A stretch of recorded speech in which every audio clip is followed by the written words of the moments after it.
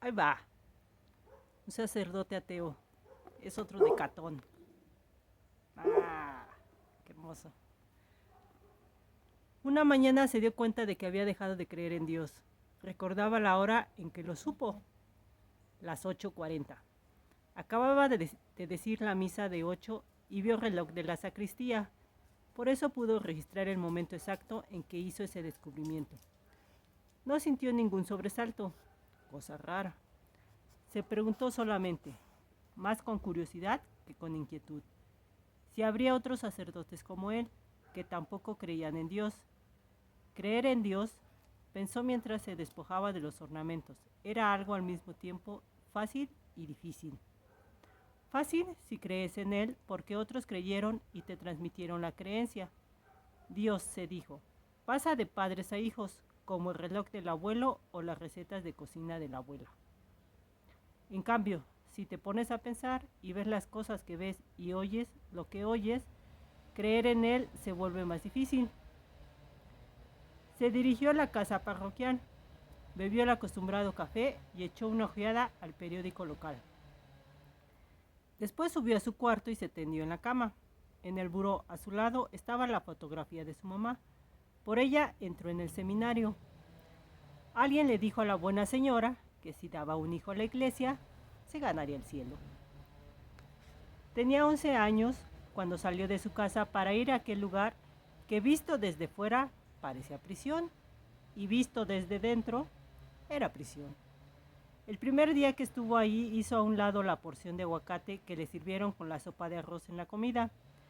El padre rector notó eso y le preguntó por qué no se comía el aguacate. No me gusta, respondió él con una naturalidad con que decía eso en su casa. A una señal del sacerdote, uno de los sirvientes que atendía la mesa le retiró el plato y le trajo otro donde había solamente aguacate. Lo mismo le sirvieron en la cena y en el desayuno y la comida y la cena del día siguiente y del siguiente, hasta que empezó a vomitar a fuerza de comer solo aguacate. El padre rector le dijo que ojalá hubiera aprendido su lección y le advirtió que en adelante debía ser humilde y obediente. Lo fue todos los años que duraron sus estudios. Quizá nunca aprendió a ser verdaderamente humilde, pero aprendió a simular la humildad y en tales casos es lo mismo. La obediencia no le costó trabajo. El que obedece no se equivoca, le dijeron, y las enseñanzas que ahí recibía llevaban todas al abandono de la propia voluntad. Se ordenó finalmente. No podía recordar sin emocionarse el día de su ordenación. Su madre, llorando, le besó las manos, esas manos que ahora podían tocar a Dios. Y luego se arrodilló ante él y le pidió su bendición. Otra cosa recordaba, entre los asistentes a su cantamisa estaba aquella muchacha, hija de una amiga de su madre. Creyó advertir en ella una mirada de piedad que no entendió.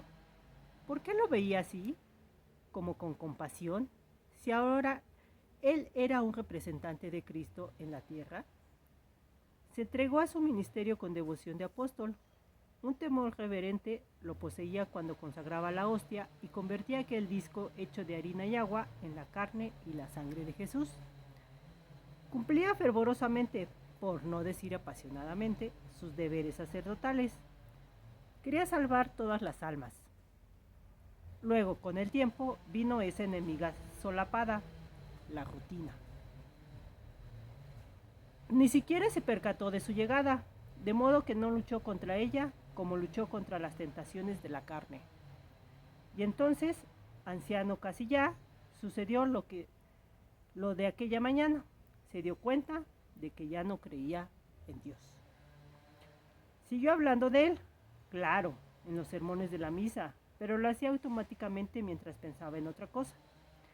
En la misma forma oficiaba los rituales que debía oficiar. Solo sentía una extraña inquietud cuando casaba a una pareja o bautizaba a un niño. Llevaba a cabo sus tareas cotidianas con la misma actitud con que un albañil pone ladrillos para levantar una pared, solo que él ni siquiera veía los ladrillos que iba poniendo. Un día enfermó.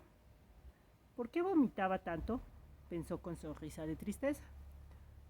Si ni siquiera había comido aguacate. Lo llevaron al hospital. El obispo no fue a visitarlo, estaba muy ocupado, y envió a un auxiliar, pero eso no le preocupó demasiado. En la dormivela de la fiebre veía a aquella muchacha que lo miró con compasión. Murió a la hora en que cada mañana acababa de decir la misa de 8. Su último pensamiento, antes de no pensar ya nada, fue este: perdóname, Señor, por haber dejado de creer en ti.